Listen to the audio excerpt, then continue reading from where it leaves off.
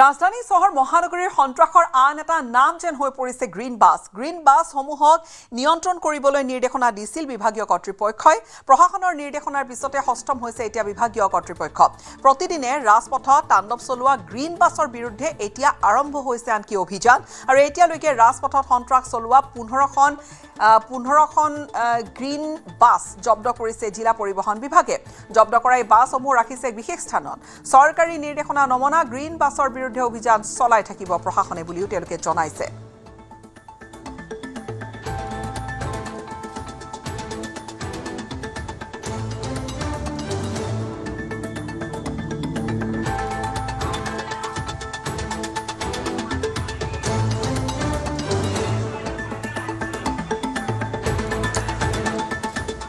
পোনপটীয়াকৈ এই মুহূৰ্তত সংযুক্ত হৈছে আমাৰ সাংবাদিক উৎপল হালৰ সৈতে। উৎপল, গ্ৰীণ বাছৰ বিৰুদ্ধে আমি কেইবাটাও তেনেকুৱা খবৰ আমাৰ দৰ্শকক জনাই আহিছোঁ, যিখিনি সময়ছোৱাত গ্ৰীণ বাছে এক প্ৰকাৰ গুৱাহাটীৰ ৰাজপথত সন্ত্ৰাস চলোৱা বুলি ক'লেও হয়তো ভুল নহয়। গ্ৰীণ বাছে বহুকেইটা দুৰ্ঘটনা সংঘটিত কৰিছে, কিন্তু এতিয়া ব্যৱস্থা কিছু লৈছে। আমি দেখিছোঁ নিৰ্দিষ্ট 15খন বাছ ৰখা হৈছে এটা নিৰ্দিষ্ট স্থানত।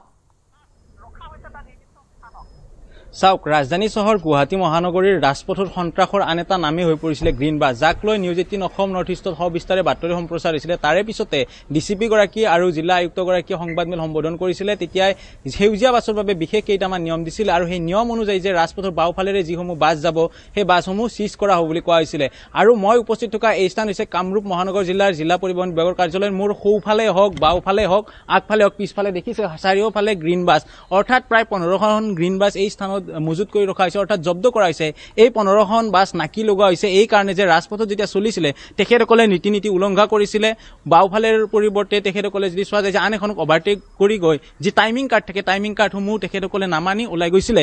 এইখিনি মোৰতো এটা টেকনিকেল পইণ্ট আছে। এই যিসমূহ বাছ আছাম ষ্টেট ট্ৰেন্সপৰ্ট কৰ্পৰেশ্যনৰ হয়, অৰ্থাৎ অসম চৰকাৰৰ ৰাজ্যিক পৰিবহণ বিভাগৰ হয়, তেখেতসকলে আমি জিলা পৰিবহণ বিভাগৰ বিষয়া মুৰব্বী হিমাংশু দাসৰ লগত কিছু সময় পূৰ্বে টেলিফোনিক বাৰ্তালাপ হৈছিল। তেখেতে উল্লেখ কৰিছিল যে এতিয়ালৈকে অৰ্ধশতাধিক বাছ জব্দ কৰা হৈছে। এই মুহূৰ্তত এটা ডাঙৰ খবৰ যে প্ৰায় 10টা দিনত যদি চোৱা যায় যে যেতিয়া মন্ত্ৰীগৰাকী চৰণ বৰডাঙৰে নিৰ্দেশনা দিলে বা জিলা আয়ুক্তই নিৰ্দেশনা দিলে, তাৰ পিছত প্ৰায় 10টা দিনত 50খনকৈ বাহন জব্দ কৰা হৈছে। আৰু 7 দিনলৈকে এই বাহনসমূহৰ যি কাগজ পত্ৰ থাকে 7 দিনৰ বাবে জব্দ কৰি দিয়া হৈছে। 7 দিন পিছত এই বাহনসমূহ ASTCৰ হাতত চমজাই দিয়া হয় আৰু ASTCয়ে তাৰে যিসমূহ নিয়ম থাকে নিয়মৰ পিছতে চালকৰ হাতত অৰ্পণ কৰে আৰু সেই চালকগৰাকীক জৰিমনা বা 1 মাহৰ বাবে সেই তেখেতৰ যি ধৰণৰ পানিছমেণ্ট থাকে সেই পানিছমেণ্টৰ ব্যৱস্থা কৰিছে। যদিও এই মুহূৰ্তত 15খন বাছ জব্দ হৈ আছে, আজি পুনৰ আৰক্ষীৰ লগতে জিলা পৰিবহণৰ বিভাগৰ লোকসকল অভিযানত গৈছে। আজিও 10ৰ পৰা হয়তো 15খন বাহন জব্দ হ'ব, যিসমূহে নীতি পালন নকৰে বা নিয়মসমূহ উলংঘা কৰে। উল্লেখ কৰিছোঁ যে কামৰূপ মহানগৰ জিলা পৰিবহণ বিভাগত এনেদৰে এতিয়া 15খন বাহন আছে, কিন্তু বিগত 10টা দিনত যদি চোৱা যায় যে জিলা পৰিবহণ বিষয়াগৰাকী কোৱা অনুযায়ী প্ৰায় অৰ্ধশতাধিক বাছ জব্দ কৰিছে আৰু অৰ্ধশতাধিক বাছ জব্দ কৰি 7 দিনৰ মূৰে 7 দিনৰ কাৰণে ছাছপেনশ্যন কৰাই দিয়া হয় আৰু 7 দিন পিছতে ASTCক এইসমূহ গতাই দিয়া হয়। এগৰাকী লোক আছে, জানিব চেষ্টা কৰিম যে গ্ৰীণ বাছৰ উৎপাতটো দেখিছিলে আপোনালোকে? দেখা মই ইয়াৰে নহয়, মই ডিব্ৰুগড় পৰা আহিছোঁ। তেখেত গুৱাহাটীৰ বাহিৰৰ, গুৱাহাটীত থকা লোকে জানে যে ASTCৰ গ্ৰীণ বাছে কেনেধৰণৰ এটা উৎপাত কৰে। সেই উৎপাত ৰোধিবৰ বাবে এতিয়া কামৰূপ মহানগৰ জিলা পৰিবহণ বিভাগ এনেদৰে হস্তম হৈছে। 7 দিনৰ কাৰণে জব্দ কৰাৰ পিছত 7 দিনৰ বাবে সেই চালকগৰাকী, হেণ্ডিমেন আৰু বাহনখনৰ যি অনুজ্ঞাপত্ৰ থাকে 7টা দিনৰ বাবে কৰ্তন কৰা হয় আৰু 7 দিন পিছত ASTCকে এই বাহনসমূহ জমা দিয়া হ'ব আৰু ASTCয়ে তেখেতসকলৰ যি ৰীতি নীতি আছে সেই ৰীতি নীতি অনুযায়ীহে বাহনখিনি পুনৰ ৰাজপথত আনিব পাৰিব। অৰ্থাৎ যেতিয়ালৈকে এই সেউজীয়া বাছে নীতি নিয়ম নামানিব তেতিয়ালৈকে এনেধৰণৰ কঠোৰ ব্যৱস্থা চলি থাকিব। হয় উৎপল, আমি ধন্যবাদ জ্ঞাপন কৰিছোঁ। আমি বিদায় লৈছোঁ আপোনাৰ পৰা। এইখিনি তথ্য আপুনি দিলে। মুঠৰ ওপৰত গ্ৰীণ বাছৰ বিৰুদ্ধে অভিযোগ আচলতে দীৰ্ঘদিনীয়া আৰু বহুখিনি অভিযোগ আছে। এতিয়া কি ধৰণে সেই অভিযোগবোৰ শেষ কৰে বা সেই অভিযোগৰ সন্দৰ্ভত কি ধৰণৰ ব্যৱস্থা লয় কৰ্তৃপক্ষই, সেয়া আমি বৰ্তমান কিছু কথা জনালোঁ। আৰু ভৱিষ্যতেও আচলতে এই ধৰণৰ যি তেওঁলোকে জনাইছে যে নীতি নিয়ম মানি চলিব লাগিব, নতুবা তেওঁলোকৰ বিৰুদ্ধে বাছসমূহৰ বিৰুদ্ধে ব্যৱস্থা লোৱা হ'ব, স্পষ্ট কৰি দিছে কৰ্তৃপক্ষই।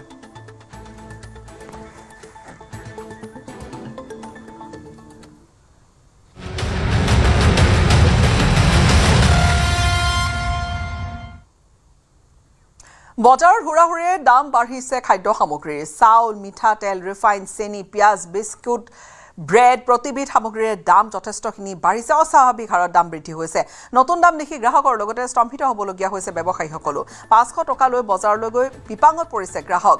পাকঘৰৰ প্ৰয়োজনীয় খাদ্য সামগ্ৰী কেইটা ক্ৰয় কৰিবলৈ এতিয়া লাগিব ন্যূনতম 800ৰ পৰা 900 টকা।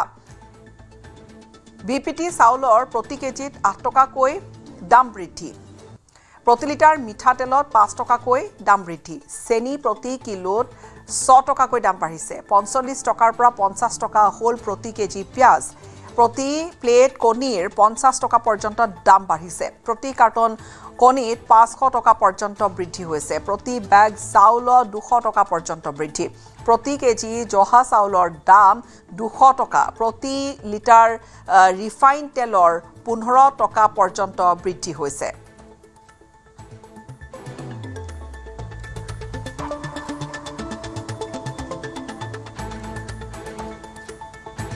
ইলেকশ্যনৰ আগতে যিটো বস্তু দাম 20 টকা আছিলে এতিয়া সেইটো বস্তু দাম প্ৰায় মানে 24-25 টকা কৰিছে যেনেকৈ কণীৰ দামটো আছিলে আগতে মানে আমি 6-7 টকাত নিছিলোঁ এতিয়াতো আমি 10 টকাকৈ কিনি আছোঁ তেনেকৈ মানে প্ৰতিটো বস্তুতে মানে প্ৰায় প্ৰতিটো কিলোত মানে 4 টকা 5 টকাকৈ আমি অতিৰিক্ত দামত কিনিবলগীয়া হৈ আছে এতিয়া আৰুতো আমিতো যিমান দাম হ'লেওতো খাবই লাগিব কাৰণ ইয়াত এতিয়া যদি চৰকাৰে ইয়াৰ কিবা পদক্ষেপ নলয় তেতিয়া আমাৰ জনসাধাৰণৰ কাৰণে আমি দৈনন্দিন কিনি খোৱা মানুহৰ কাৰণে আমাৰ অসুবিধা চলি আছে আমাৰ নিজৰ যিটো মানে মাহেকত আমি কিবা ক'ৰবাৰ পৰা ইনকম কৰি খাই আছিলোঁ সেইটোৱে আমি যোৱাব পৰা নাই বৰঞ্চ এতিয়া কিছুমান বস্তু খাবলৈ আমি বাদেই দিছোঁ মই নিজেই মানে বহুত বস্তু কিছুমান ক্ৰয় কৰিবলৈও বাদ দিছোঁ মানে ঘৰতে কিবা নিৰামিষকৈ এনেকৈ খাবলৈ ধৰা নিচিনা হৈছেগৈ এতিয়া গৈ পেলাই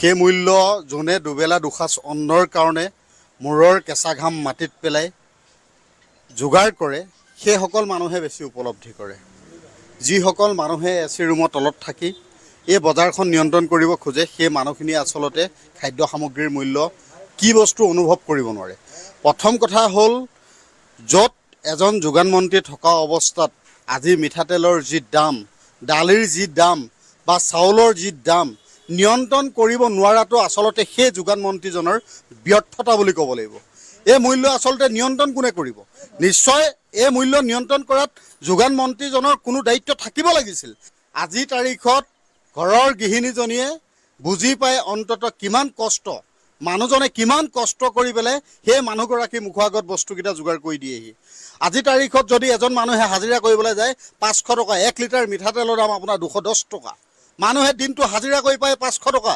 তেওঁলোকে চাউল কিনিব মিঠাতেল কিনিব দালি কিনিব পিঁয়াজ কিনিব আলু কিনিব নে কি কিনিব ইফালে স্কুলৰ ল'ৰা ছোৱালী পঢ়া খৰচ আছেই হুৰাহুৰি খাদ্য সামগ্ৰীৰ দাম বাঢ়িছে মূল্য বৃদ্ধিৰ ফলত মাধমাৰ পৰিছে এতিয়া সাধাৰণ জনতাৰ মূৰত পিঁয়াজ মিঠাতেল চেনি কিনিবলৈ গৈ দাম শুনি হতবাক হৈ পৰিছে গ্ৰাহক আনফালে কণীৰ মূল্য প্ৰতি প্লেটত 50 টকাকৈ বৃদ্ধি হৈছে গ্ৰামাঞ্চলতো চেনি 60 টকা হৈছে ধাৰা মিঠাতেল 190 টকা হৈছে পিঁয়াজ 45 টকা আলু 20 টকা কণীৰ জোৰা 20 টকা দৰত বিক্ৰী হৈছে দোকানলৈ সামগ্ৰী কিনিবলৈ গৈ অসহায় হৈ পৰিছে বহুজন গ্ৰাহক অকল্পনীয়ভাৱে দাম বৃদ্ধি পোৱাত উপায়হীন হৈ পৰিছে ক্ৰেতা